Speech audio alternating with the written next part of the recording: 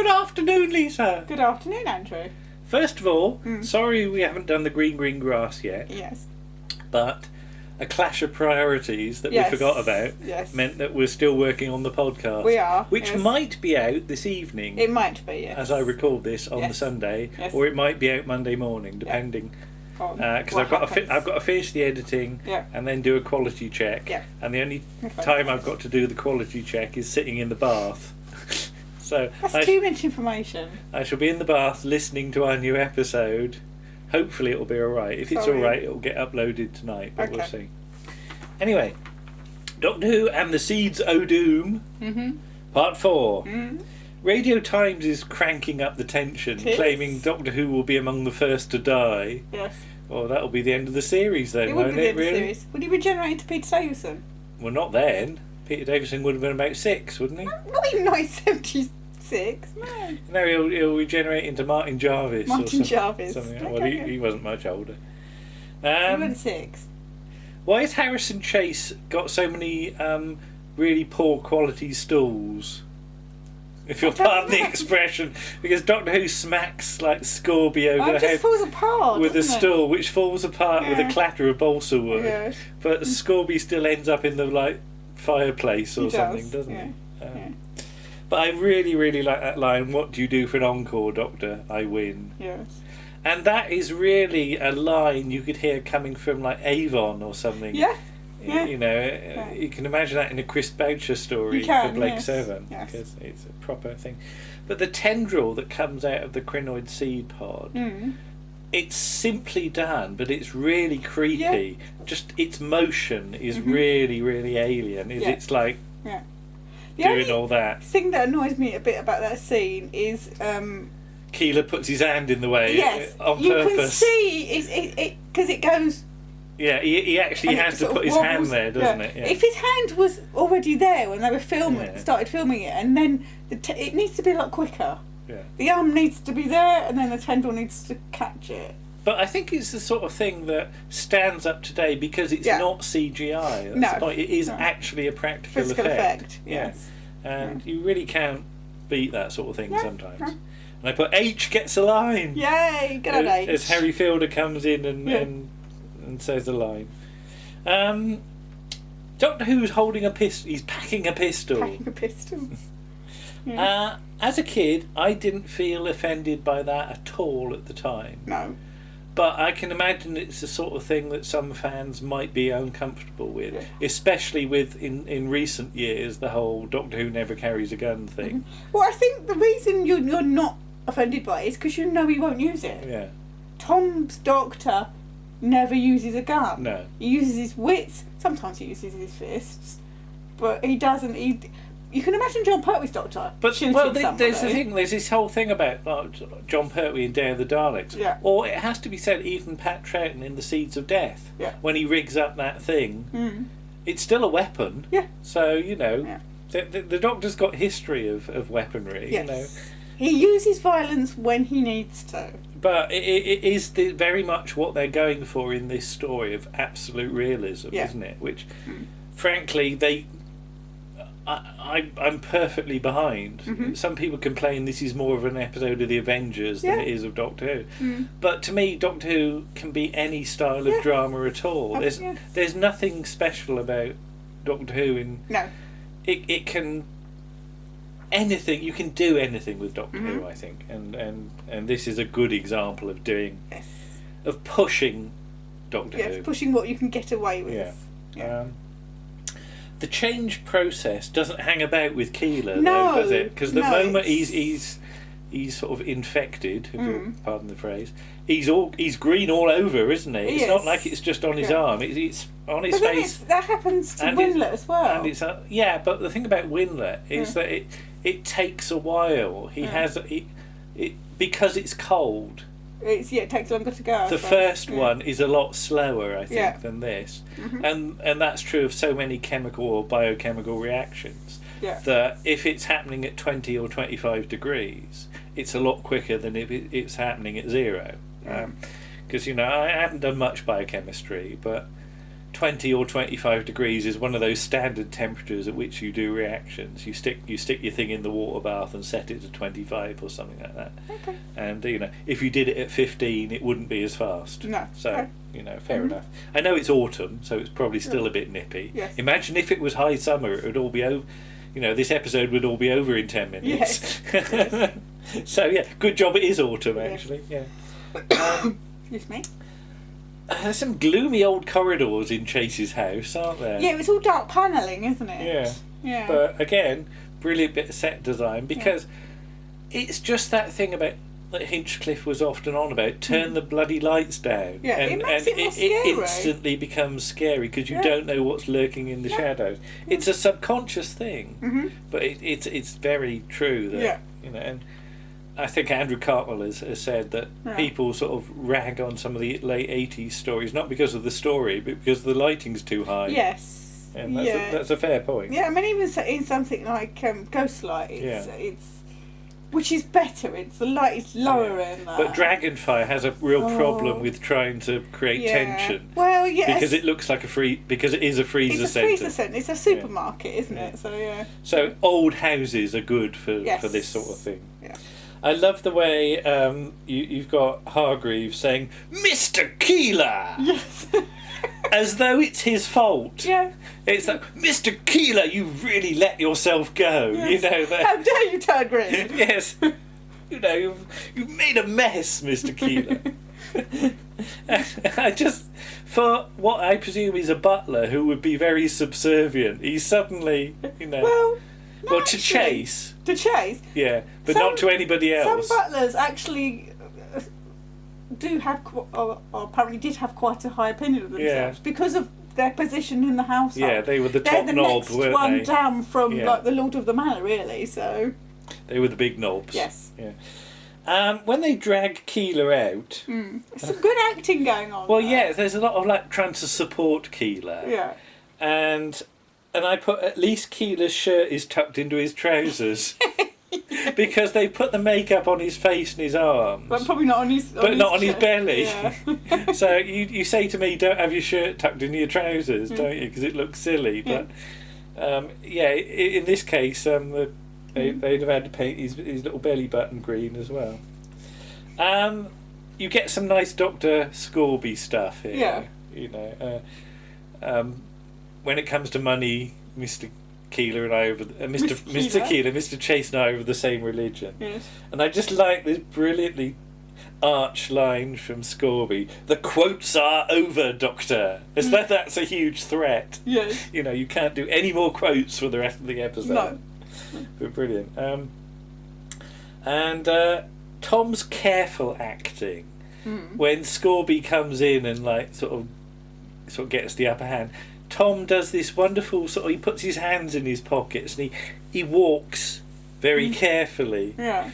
And I just like that sort of body language, and it's daft, but it's Tom telling to Scorby that he's in charge at this point. Yeah. Even though he probably isn't. But and the cottage that they drag Mr. Keeler off to does remind me a lot of the one that Warren used to live in Cranbourne. Oh, okay. It's a very familiar sort of design of cottage to a Dorset boy. Okay.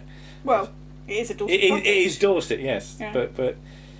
And Tom gets chucked in the bins by Scorby, and I just put very noisy bins. Yeah. Brackets, are they dusty? But it's a bit like the boxes in the Sweeney. Yeah. They're there for the Doctor to be thrown into, like a car would go through boxes. Yeah. The fact that they're completely empty. Yes. Yeah. Well, they don't need bins because they put all the stuff back into the car. Just to make a noise, just though. Make a noise, yeah. And Scorby is a real proper threat now, isn't it? He is. He is not afraid of beating up the Doctor. No. And there's a lot of implied violence, if not necessarily shown violence. He doesn't smack the Doctor in the face, but that stuff of just pushing the Doctor into the thing is very sort of bully boy tactics. Yeah. And it's the sort of thing the school bully does to exactly people in Grange Hill. Yes, isn't it? You can imagine sort of like Gripper Stepson. Gripper or something doing that. Doing it to Roland. Yeah. And I like the fact that the blades in the recycler are very much like you'd get in a push-along lawnmower as well. Did you ever have a push-along lawnmower? Probably, yeah. Yeah, I think my granddad did. But is that those sort of the way the blade is like on a curve? Yeah. So yeah, I can imagine a kid at home looking at their lawnmower and recognising that. And I just put hurrah for night filming. Yes. Because if ever a story needed night filming, it's this one. Yeah. And thankfully, they're doing proper night filming. Night filming, yeah, not day filming. No matter how good your filter over the camera is, it's never good. The moment you get the sky, you can tell it's day. Yeah. I mean, as we've said before, Raffles is very naughty at trying to get away with that sort of stuff. Yeah. Well, I can sort of understand it with Raffles because there's a lot of climbing roofs. You don't want to be climbing the roofs at night. You don't want your lead actor to fall off and break his leg.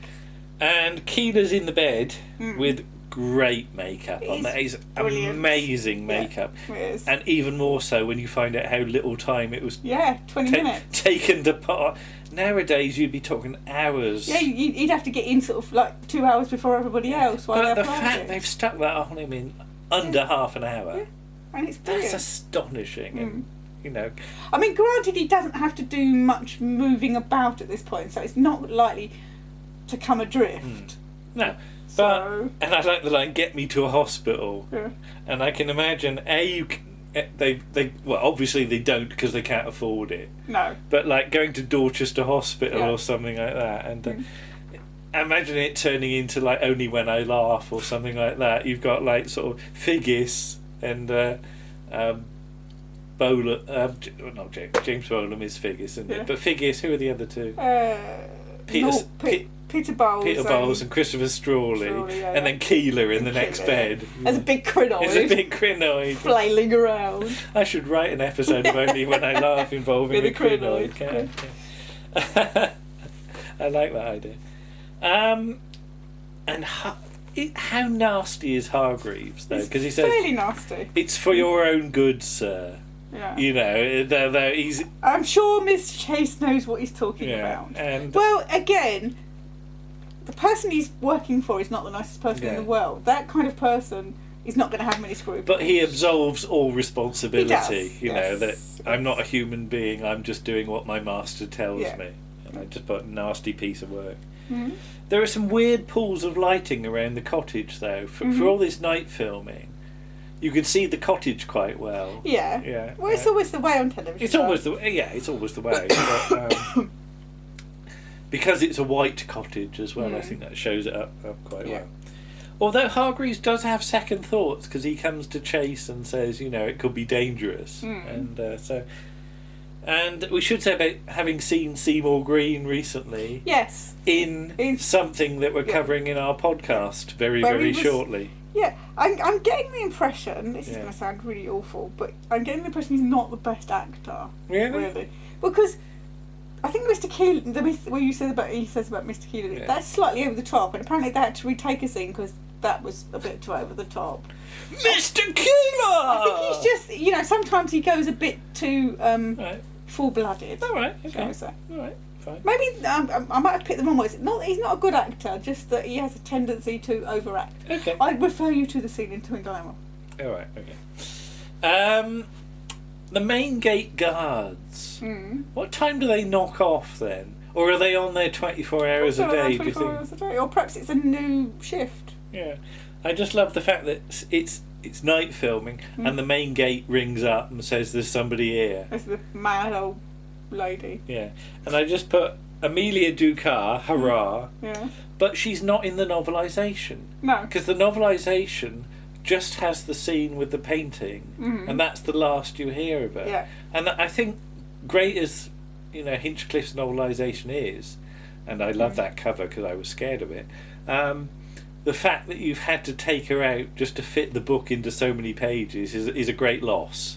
Is it because of that, or is it because Philip Hinchcliffe didn't really like the character? I don't think so. I think it's simply because there's a set number of pages, and doing a 6-part story presents you with a problem. So how do they find out How does Sir Colin find out? I can't remember. Does Dunbar just go in and find out? I need to go back and look at it. Because she's the whole pop. She's the connection, point. yeah. She's the thing that puts the... And I just point, boggle-eyed look. Yeah. When she's looking in the window. She's got the most eerie eyes, Sylvia Coleridge, because she's got very, very pale blue eyes. And in that particular light... Yeah. You can't see her eyes, so she looks like a zombie. A zombie. Because they look, you can't see any colour in them. Yeah. Because they're such a pale colour. She's quite eerie, actually. And do you know why I wrote Slutty Penguin? Yes. Because, of course, Gambit. Gambit in Blake 7, but we'll get to that when we get to it. And I just love the line, "Why am I surrounded by idiots?" from Chase, and then Hargreaves going, and then just Scorby giving him a look. He just sort of rolls his eyes, Scorby, doesn't he? And that's great. And I like this detail that the production notes point out, that Liz Sladen didn't want to see the makeup for Keela, and that's a real... I like that. Yeah, because she wanted a reaction to be real. That's a proper actory thing of, I want to be surprised when I see it. And there's also the thing where, because she's walking around the cottage and she's making no noise, and they wanted her to dub some footsteps, and she said no, because when you join it up to the next scene, that's really quiet. So if you have you'll hear me coming up the stairs. So, no.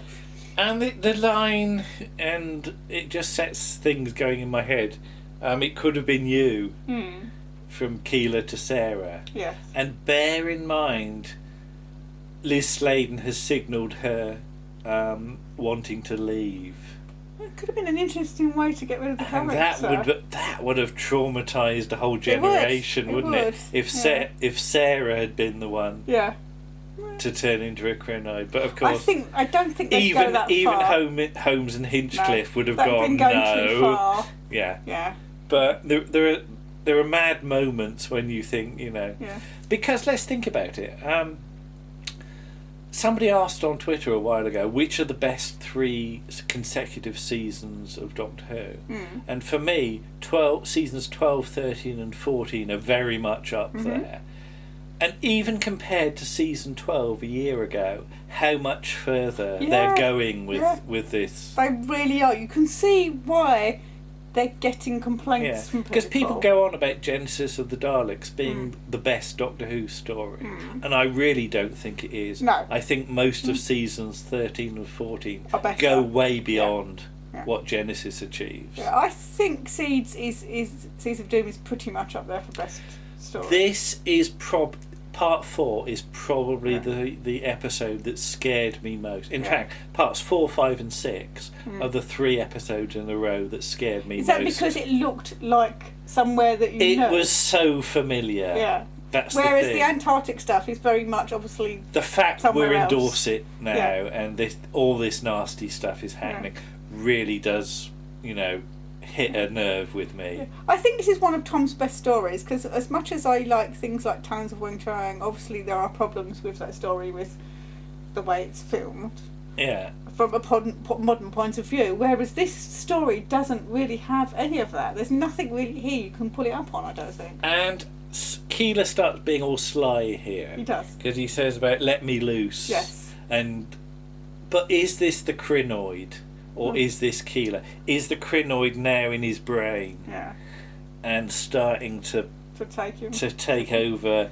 So is he saying, is that the crinoid speaking? And I really think it is, actually. Yeah.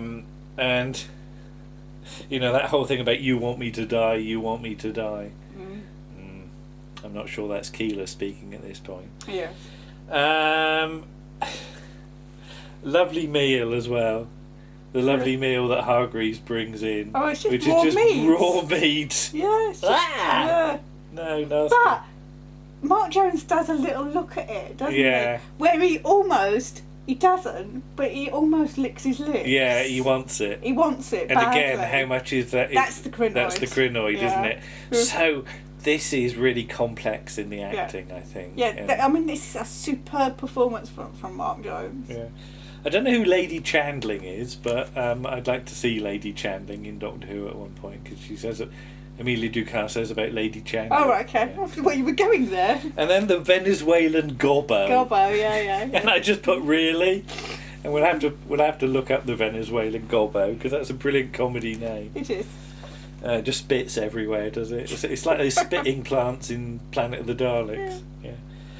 And brilliant use of actually mentioning the filming dates in the plot. You've come in the autumn. Yes. Yes, that's what you do. Yeah. You refer to the filming date in the autumn. And much as I love, Christmas specials these days, it's not August pretending to be Christmas. Hello the Runaway Bride. Yes. Yeah. I know it's a problem, and how do you write round it? Yeah. But all the trees with green leaves in the middle of December I do notice it in the Runaway Bride. I'm sorry. It doesn't bother me though. But yeah, and I like the line about 750 guineas. And I just put that's even more than Hartnell was on. Yeah. Because he was on about 250 guineas. Uh-huh. And hasn't Harrison Chase got the most massive checkbook in the world? Because it seems to be like A4. Is it? I didn't really notice. Yeah. Checkbooks these days are all thin and weedy, but he's got a proper great big thing. And think about the Wars of the Roses. Yes. Okay. And I've been reading the Young Ones book recently, and there's a little piece about the Wars of the Roses. And they just say even the wars were girly in those days because they've got two blokes with roses in their hands and they're fighting with roses. That's not actually what happened. That's not how they were. Yeah. The recycling experiment. They say they put everything organic in. So do they? We don't have a recycling.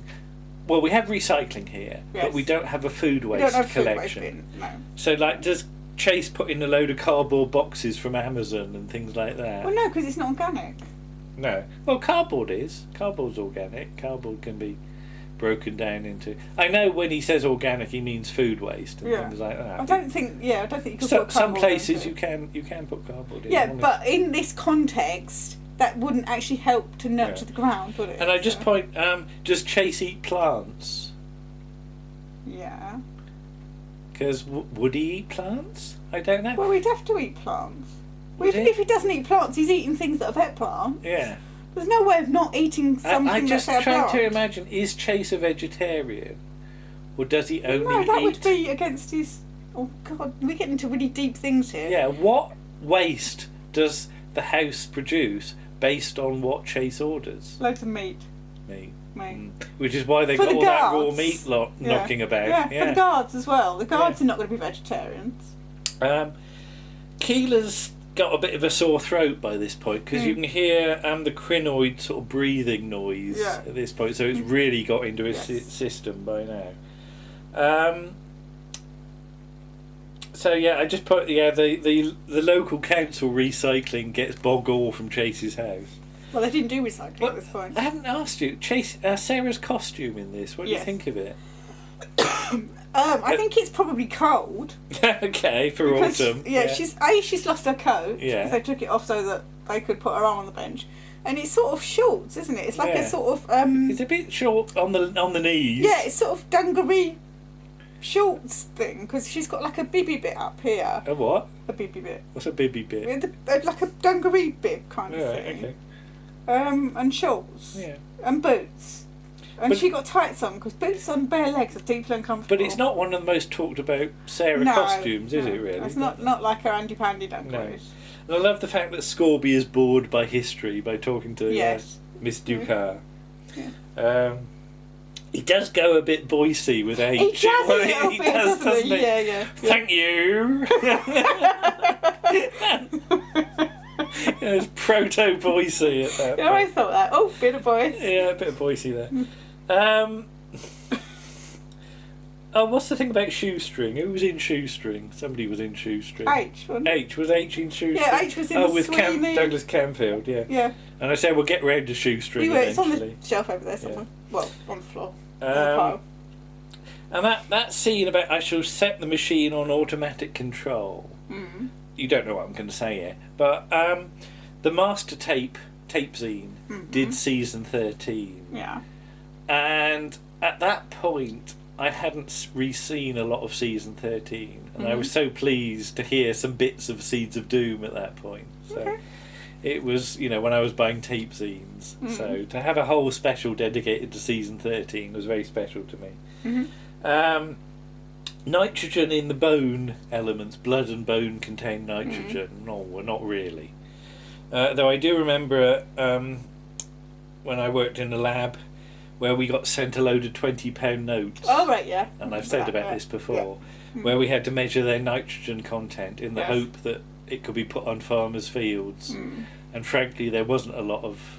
Because somebody had shredded up a load of £20 notes. Probably the Bank of England. The Bank of England. They go back to the Bank of England to be shred. Yeah, well, I didn't have... Yeah, so I had tiny little bits of £20 notes. Which you couldn't stick back together. And the result was there was bog all nitrogen in there, so it was hardly worth it. So they couldn't sell them on for fertiliser? Not really, it's not really worth it. And I just put Amelia Ducat Private Eye, as she's revealed to be working on... Yes, Colin Thackeray's behalf. Yeah.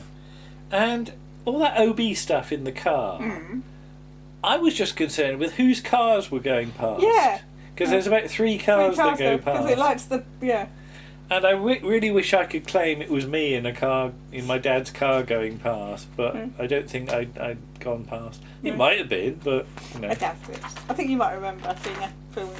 No, well, you wouldn't have seen it, because you'd have gone straight past the gate and not noticed. Oh, right, yes, the way Atherhampton works. And I put proper misty breath as well. Yes. Which is the great thing about OB. Keeler's now all tentacles. You've got these horrible tentacles coming out of the side of his head in the bed, and that is really nasty. Because this is a new costume. This isn't the reused Axon. No, that's the thing. This is because it's going to be on screen for more time, I suppose. Yeah. Because I noticed when it's running towards the camera at the end of the episode, you've got a flower on one bit of it, haven't you? Is that for germination? Well, I'll talk about that in a minute, but. I said it was really scary for kids because you've got the full crinoid noise. But that close-up, well, it's not really a close-up, but it's a mid-shot on his face. But the fact that all this stuff has sprouted out of his head, no, I don't like that. Even now I don't like it. Because you think about the process involved and imagine you feeling that. I don't like that at all. And I love the thing about Sarah saving the Doctor from the mulching machine. And again, he says, press the button, and she presses the wrong, but not that button, the other one. And that is so real to me. Yes. You wouldn't get that in a loader series. No. The fact that she just presses the nearest button. Because nobody's told her which button to press. No.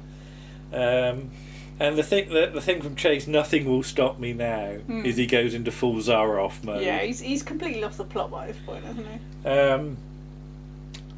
And yeah, I hadn't sort of really clocked it. There are publicity pictures of the man crinoid version, which, if you look at them, it's still got like tufts of hair and things like that. Those horrible pictures. Yeah. But at no stage on the OB work do you see the one-man crinoid version in the gardens. No. So you're so used to seeing the pictures in the second Doctor Who monster book, you don't even think about it. But you get what I could call the crinoid tent, as sort of Dunbar comes across it in the sort of woody bit, and it sort of rears up. And so it's like two blokes inside it, and I couldn't help thinking that if this was made in the early 80s, it would be like the two blokes from Rent-A-Ghost inside, wouldn't it? Dublin. And the fact that they don't shy away from showing a shot of it shuffling through the leaves as well. So you imagine it's like its root system is like pulling itself along. And because so many monsters, you gloss over the locomotion. I'm thinking of like the Ark in Space with the Wirren. Yeah. You'd never see how the Wirren move themselves. You'd be able to see the actor's feet. But they're brave enough to show a shot of this thing lurching its way through the sort of topsoil. And I think that's great to be brave enough to even do that. And I just put Mr. Stumps. Oh. Do you know Mr. Stumps? Mr. Stumps. Noddy. Oh, right, yeah. And I did write this in Circus. I did an article about the Seeds of Doom in Circus Fanzine at some point in the 90s, I think. Mm-hmm. Might have been the early 2000s, I can't remember. But Mr. Stumps was a tree stump in Noddy, and he was a tree stump that was alive, and Noddy sort of encountered him, and he always used to chime in my head with the crinoid at this point. Because when we lived at Knowlton Church, there was an old fallen tree stump, and sort of me and my mum used to go for a walk to Knowlton Church, and we'd pass this fallen tree stump in the side, and I had to sit on the. My thing was, if we went past the tree stump, I had to sit on it and pretend it was Mr. Stumps, because Noddy ends up on sort of riding on Mr. Stumps at one point, and he's all green and horrible and a bit nasty. So it's just that weird thing that as connections you made as a kid. So you've got this tree stump, Mr. Stumps, and the crinoid, and those things all join up in my head as a kid. So that explains a lot about why I don't like. Not why I don't like this story, why I love this story, but why I was scared of this story. Yes. Yeah. Okay. And it's just brilliant scream and brilliant music. Yes. As the music builds up and up and up and up. And, Mum, it's running out of the telly at me! As it comes straight out of the telly. It does. And you've got all these tentacles flailing about. Yeah, and this one sort of flicks towards you, doesn't it? And you can see it's painted red. Yeah. So it is, I don't quite know what it is. It's a flower, whether isn't it's a it? sort of bud or something like that. Yeah, I wonder if that bud is meant to come off to germinate into other crinoids. Into other pods. Because I said about the cover, and the cover you can actually see the sort of ends of it, and it's all sort of spotty and dotty and things like that. And I imagine it like sort of getting you and going... And that's how it would get you. And, you know, if one of those touched you, you'd turn into a crinoid as well. So, just the design work is very well thought through. And I just point scary as, and I wrote a 4-letter word starting with F. And I love the fact that even in all this amazing stuff, the end titles cock up when they try to record them. Yes, they had to do it twice. As the end titles jam when they're trying to do it. The teleejector. And frankly, having looked at the schedule for the rest of the day, this is the best thing on television that day by a country mile. Oh God, it really is. Yes. Because there's some right old dross on this day. You look it up on BBC G now. And, you know, Bag Pussy's on. Yeah, On the Move is on. And The Seeds of Doom Part 4 is just absolutely amazing. So there you go. Yes. That's we've probably droned on a bit long, but there is so much good to say about this part, especially. Excellent story. You can feel this story going into fifth gear at this point, and not all stories, and certainly not all 6-part stories. No, by now, part 4 is normally the episode where nothing much You're is looking happening. at your watch and going, get on with it. Yeah, there's a lot of running around normally. Oh, blimey, there's only 2 parts left. Yes. And it's just ramped up even further. It's a fabulous story. So there you go. There's part 4. Join us for part 5. Okay. I might still be scared. We should wish John Chalice and his lovely wife Carol a happy anniversary. Oh yes, happy anniversary to John They've been married Chalice 24 years today. and Carol, that's yes. So yes, happy anniversary from everybody on around the archives. Have a drink. Well, there we go. They've probably had one. Yeah. I'm going to have one. Okay. Bye-bye. Bye.